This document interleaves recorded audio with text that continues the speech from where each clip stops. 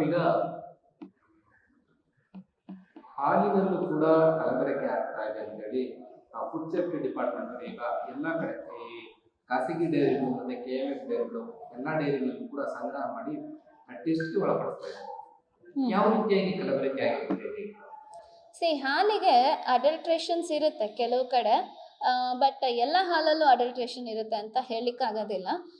ನಮಗೆ usually packed milk ಏನಿದೆ ಅದ್ರ ಹಿಂದೆಗಡೆ ಮಾನ್ಯತೆ ಪಡೆದಿದ್ರೆ ಖಂಡಿತವಾಗೂ ಯಾವುದೇ ತೊಂದರೆ ಇರೋದಿಲ್ಲ. ಬಟ್ ಯೂಶಲಾಗಿ ಹಾಲಿಗೆ ಅಡಲ್ಟ್ರೆಂಟ್ ಆಗಿ ನೀರು ಮಿಕ್ಸ್ ಮಾಡ್ತಾರೆ ಕ್ವಾಂಟಿಟಿ ಹೆಚ್ಚಿಸೋಕ್ಕೆ. ಅದು ಕ್ವಾಂಟಿಟಿ ಹೆಚ್ಚಿಸಿದಾಗ ಅದು ಥಿಕ್ನೆಸ್ ಕಮ್ಮಿ ಆಗುತ್ತೆ ಅಂತ ಸ್ವಲ್ಪ ಸ್ಟಾರ್ಚ್ ಆ್ಯಡ್ ಮಾಡ್ತಾರೆ. ಆ ಸ್ಟಾರ್ಚ್ ಜಾಸ್ತಿ ಕಾಂಪೋಸಿಷನ್ ಆಫ್ ಸ್ಟಾರ್ಚ್ ನಮ್ಮ ದೇಹಕ್ಕೆ ಸೇರಿಕೊಂಡ್ರೆ ಖಂಡಿತವಾಗೂ ಹಲವಾರು ಹೊಟ್ಟೆಗೆ ಸಂಬಂಧಪಟ್ಟ ಕಾಯಿಲೆಗಳು ಅಥವಾ ತೊಂದರೆಗಳನ್ನ ಅನುಭವಿಸ್ಬೇಕಾಗತ್ತೆ. ಈ ಸ್ಟಾರ್ಚ್ ಜೊತೆಗೆ ಸ್ವಲ್ಪ ಪ್ರೋಟೀನ್ ಕಂಟೆಂಟ್ ಆ್ಯಡ್ ಆನ್ ಆಗಲಿಕ್ಕೆ ಯೂರಿಯಾನ ಯೂಸ್ ಮಾಡ್ತಾರೆ ಅಂತ ವದಂತಿ ಇದೆ. ಬಟ್ ಆ ಯೂರಿಯಾ ಅಸಿಡಿಕ್ ನೇಚರ್ ಕ್ರಿಯೇಟ್ ಮಾಡುತ್ತೆ ಅಂತ ಕಾಸ್ಟಿಕ್ ಸೋಡಾ ಕೂಡ ಅಸಿಡಿಕ್ ನೇಚರ್ನ ಕಂಟ್ರೋಲ್ ಮಾಡೋಕ್ಕೆ ಕಾಸ್ಟಿಕ್ ಸೋಡಾ ಕೂಡ ಆ್ಯಡ್ ಮಾಡೋ ಅಡಲ್ಟ್ರೇಷನ್ ಪ್ರೋಸೆಸ್ ಇದೆ.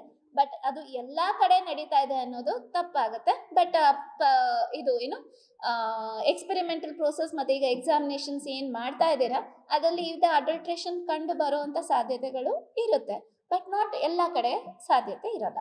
ಬಟ್ ಹೆಚ್ಚು ಈ ಥರ ಅಡಲ್ಟ್ರೆಂಟ್ ಆಗಿರೋ ಹಾಲನ್ನ ನಾವು ತೊಗೊಂಡ್ರೆ ಖಂಡಿತ ಇದು ಕಾರ್ಸಿನೋಜೆನಿಕ್, ಕ್ಯಾನ್ಸರಸ್ ಕೂಡ ಆಗುತ್ತೆ. ಹೊಟ್ಟೆಗೆ ಸಂಬಂಧಪಟ್ಟ ಕಾಯಿಲೆಗಳು ಹೆಚ್ಚು ಪ್ರಮಾಣದಲ್ಲಿ ಕಾಣಿಸ್ಕೊಳುತ್ತೆ.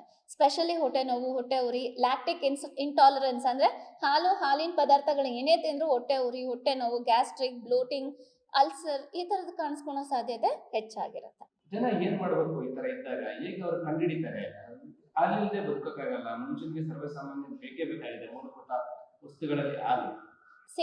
ಯಾವುದೇ ಆಹಾರ ಪದಾರ್ಥ, ಹಾಲಾಗಿರ್ಬೋದು, ಹಣ್ಣಾಗಿರ್ಬೋದು, ತರಕಾರಿ ಆಗಿರ್ಬೋದು, ಬೇಳೆ ಆಗಿರ್ಬೋದು, ಈಗಂತೂ ಎಲ್ಲ ಮಾನ್ಯತೆ ಪಡೆದು ಪ್ಯಾಕ್ ಆಗಿರೋವಂಥ ಕಂಟೈನರ್ ಅಥವಾ ಪ್ಯಾಕೆಟ್ಸ್ನಲ್ಲಿ ಮಾನ್ಯತೆ ಪಡೆದು ಬರೋ ಅಂಥದ್ದನ್ನು ನಾವು ಬಳಸಿದ್ರೆ ಖಂಡಿತ ನಮ್ಮ ದೇಹದ ಮೇಲೆ ಯಾವುದೇ ಹಾನಿಕಾರಕ ಇರಲ್ಲ.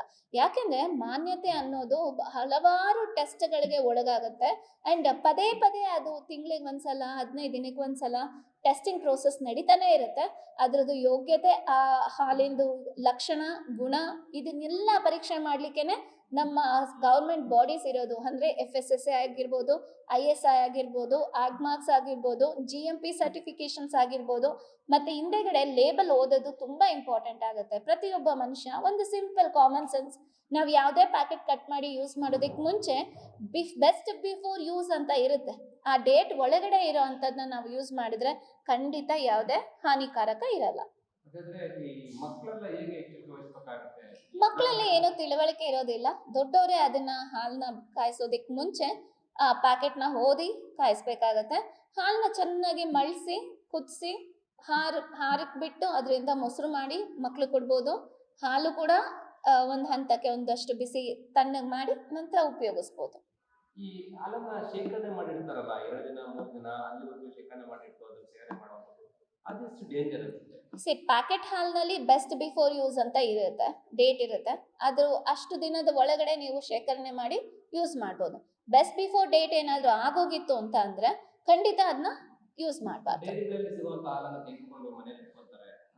ಅದು ಅಗೇನ್ ಅದು ಆ ಹಾಲು ಎಲ್ಲಿಂದ ಬಂದಿರುತ್ತೆ ಅನ್ನೋದು ಕೂಡ ಕೌಂಟ್ ಆಗುತ್ತೆ.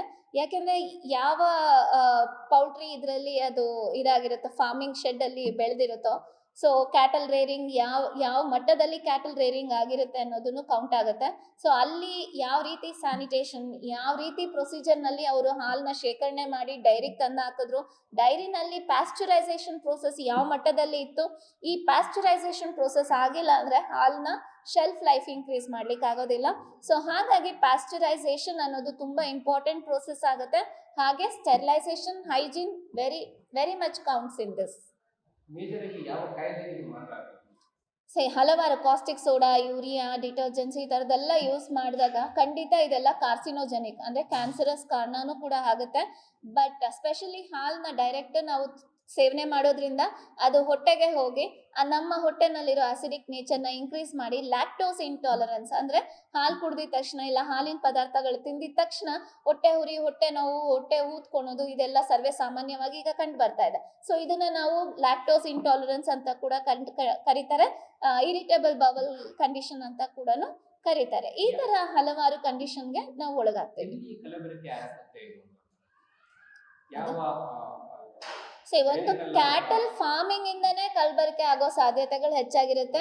ಏಕೆಂದ್ರೆ ಕ್ಯಾಟಲ್ ನಲ್ಲಿ ಹಾಲು ಉತ್ಪತ್ತಿ ಜಾಸ್ತಿ ಆಗ್ಲಿ ಅಂತ ಅದಕ್ಕೆ ಹಾರ್ಮೋನಲ್ ಇಂಜೆಕ್ಷನ್ಸ್ ಮತ್ತೆ ಫೀಡಲ್ಲೇನೆ ಕೆಲವೊಂದು ಹಾರ್ಮೋನಲ್ ಫುಡ್ ನ ಫೀಡ್ ಮಾಡಿ ಹಾಲು ಉತ್ಪತ್ತಿ ಜಾಸ್ತಿ ಆಗ್ಲಿ ಅನ್ನೋದು ಅಲ್ಲಿಂದನೇ ಶುರು ಆಗುತ್ತೆ ಅಂತ ಆಗುತ್ತೆ. ಬಟ್ ಆದ್ರೆ ಅದೇ ಅಥೆಂಟಿಕೇಟೆಡ್ ಅಂಡ್ ಸರ್ಟಿಫೈಡ್ ಫಾರ್ಮಿಂಗ್ಸ್ ನಲ್ಲಿ ಬರೋಂಥ ಹಾಲುಗಳನ್ನ ಖಂಡಿತವಾಗೂ ನಾವೆಲ್ಲ ಉಪಯೋಗಿಸ್ಬೋದು.